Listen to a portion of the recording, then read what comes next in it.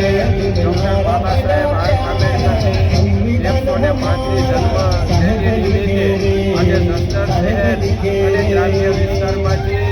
દલિત સમાજ તેમજ 18 સમાજના અગ્રણી આગેવાનો દ્વારા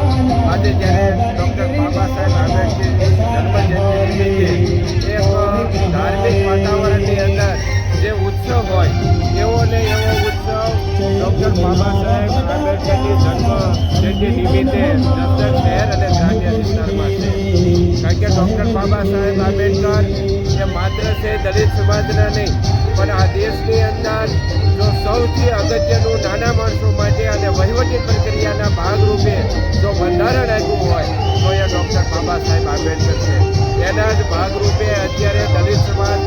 પસાર સમાજ, બક્ષીપાત સમાજ 18 સમાજને ધ્યાનમાં રાખીને ડૉક્ટર બાબા સાહેબ આંબેડકરે જે બંધારણ આપ્યું છે એની આ લોકશાહીની અંદર પરંપરા પ્રમાણે જે આજે દેશનું શાસન થઈ રહ્યું છે. ત્યારે આવા મહાન પુરુષ